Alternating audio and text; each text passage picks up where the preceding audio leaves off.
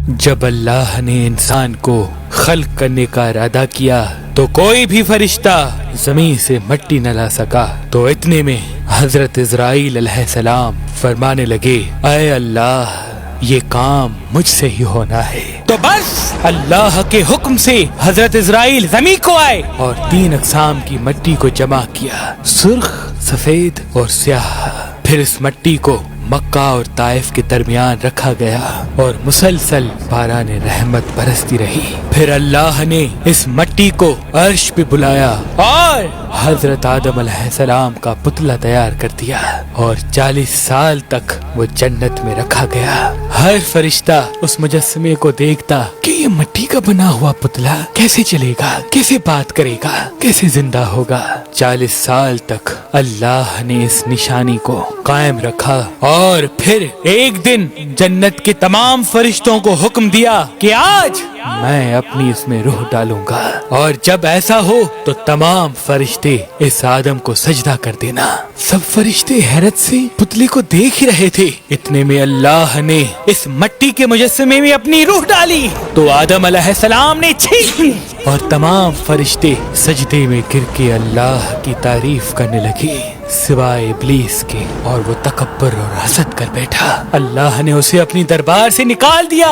پھر اللہ نے حضرت آدم سے بی بی حوا کو پیدا کیا اور ان کی جنت میں کی گئی غلطی کے سبب ان کو زمین پہ بھیج دیا، اور یہ حکم نافذ کیا کہ اب جنت میں وہی آئے گا جو یہ ثابت کرے کہ وہ ہمارا فرما بردار ہے۔ اور یوں انسانوں کے لیے دنیا میں امتحانات کو رکھا گیا تاکہ ہر انسان امتحان دے کر اللہ کو راضی کر کے جنت تک پہنچ سکے۔ تاریخ نے لکھا جب آدم و بی بی حوا زمین کو آئے تو 200 سال تک ایک دوسرے سے جدا رہے اور اللہ سے معافی مانگتے رہے۔ بالآخر اللہ نے ان کی توبہ قبول کی۔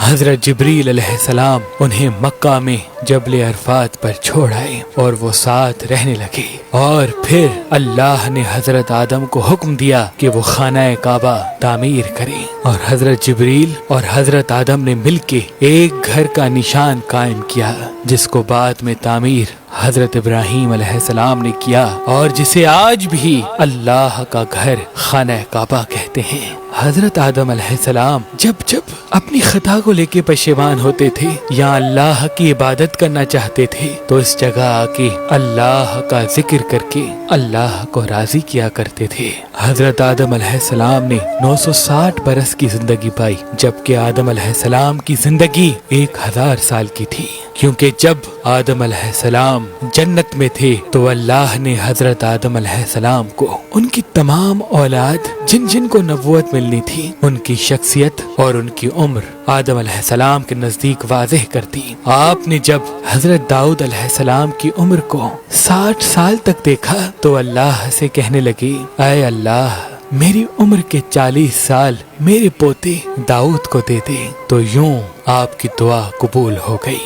اللہ نے آدم علیہ السلام کو 2 فرزند عطا کیے، حابیل و قابیل، لیکن شیطان کے وسوسے، حسد اور نفرت نے جب قابیل کے ہاتھوں سے حابیل کو قتل کروا دیا تو حضرت آدم علیہ السلام اندر سے ٹوٹ گئے اور بار بار اللہ کی دربار میں دعا مانگنے لگے۔ تو ایک دن اللہ نے جبریل امین کو آدم علیہ السلام کے پاس بھیجا اور فرمایا، اے آدم اللہ تمہیں ایسا بیٹا دینے والا ہے جس کے نسب سے انبیاء و اولیاء زمین تک پہنچیں گے، اس کا نام شیس رکھنا۔ شیس کا مطلب ہے اللہ کا عطا کیا گیا تحفہ۔ اور یوں اللہ نے آدم کی نسل کو زمین پہ پھیلا دیا۔ جب آدم علیہ السلام کا آخری وقت آیا، آپ نے اپنے بیٹوں سے کہا کہ میرا جنت کے پھل کھانے کا جی کر رہا ہے۔ آپ کے بیٹے زمین پہ جنت کے پھل ڈھونڈتے رہے کہ اچانک سے ان کو فرشتے ملے اور کہنے لگے، اے بنی آدم کہاں جا رہے ہو؟ انہوں نے کہا، ہم اپنے بابا آدم کے لیے جنت کے پھل ڈھونڈ رہے ہیں۔ ان فرشتوں نے کہا، جاؤ तुम्हारे बाबा चंद दिनों के मेहमान हैं। आपके तमाम फर्जंद दौड़ते दौड़ते आप तक आ पहुँचे तो आदम अलैहिस्सलाम बिस्तर बीमारी पर अल्लाह का जिक्र कर रहे हैं। बस इतने में मौत का फरिश्ता आ पहुंचा। जिसी भी हवा ने मौत के फरिश्ते को देखा, हजरत आदम से लिपट गई कि मैं अपने शोहर को अपने से जुदा नहीं करूंगी। अल्लाह के नबी आदम अलैहिस्सलाम ने फरमाया, ऐ हवा मुझसे दूर हट जा, एक मर्तबा पहले भी तेरी वजह से जन्नत से निकाला गया हूँ। आज अल्लाह और उसके फरिश्ते के दरमियान तू हायल न बन। फिर आप उन फरिश्तों से मुखातिब होके कहने लगे, ऐ फरिश्ता मौत, क्या भूल तो नहीं गए? मैंने अल्लाह से सुना था मेरी उम्र 1000 साल की है और अभी तो मुझे 960 साल हुए हैं। तो मलकुल मौत ने कहा, ऐ अल्लाह के नबी आदम, आपने खुद ही फरमाया था कि आपकी जिंदगी के 40 साल आपके पोते दाऊद अलैहिस्सलाम को दिए जाएं। बस आदम अलैहिस्सलाम की रूह कब्ज की गई, आपको गुस्ल फरिश्तों ने दिया और जन्नत की खुशबू आपके जिस्म मुबारक को लगाई गई। फिर आपकी जनाज़े नमाज फरिश्तों ने हजरत जिब्राईल अलैहिस्सलाम के पीछे अदा की और जमीन खोद कर आपकी तदफीन की और तमाम इंसानों के नजदीक अल्लाह का ये हुक्म नाफिज किया कि जब भी किसी का इंतकाल हो तो उनके जिस्म को ऐसे ही तदफीन करना। आज भी उन फरिश्तों की सुन्नत पे अहले ईमान अमल करके अपने बुजुर्गों की तदफीन करते हैं।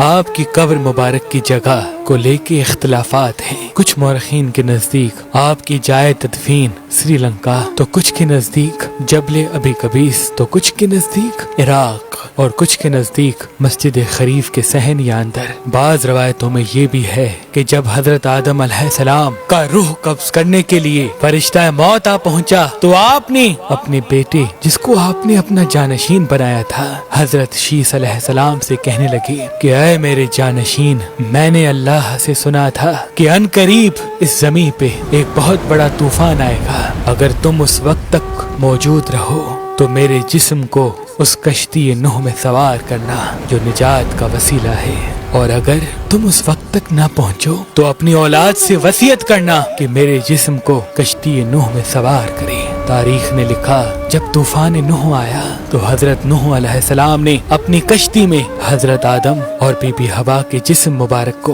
अपनी कश्ती में सवार किया और बैतुल मुकद्दस या इराक में उस जगह तदफीन किया जहां उन्होंने अपनी ही कब्र बनाई और बीच में एक कब्र खोद के अपनी तहरीर छोड़ दी। और जब इमाम अली अलैहिस्सलाम ने शहादत पाई तो उन्होंने वसीयत की, मेरे जनाजे को ऊंट पे रख के हसन और हुसैन पीछे चलते रहना, जहाँ ऊंट रुकेगा वहाँ एक चमकीला पत्थर होगा, उसको हटाना तो मेरी कब्र बनी होगी। जब इमाम हसन और हुसैन उस जगह पहुँचे जहाँ ऊंट रुका, उस चमकीले पत्थर को हटाया तो एक तरफ हजरत आदम अलैहिस्सलाम की कब्र बनी थी, दूसरे तरफ हजरत नूह अलैहिस्सलाम की कब्र बनी थी और बीच में एक कब्र खुदी हुई थी और उसमें तहरीर था कि ये कब्र नूह अलैहिस्सलाम ने अपने हाथों से वक्त के इमाम और रसूल अल्लाह के वसी अली इब्ने अबी तालिब अलैहिस्सलाम के लिए बनाई है। आज भी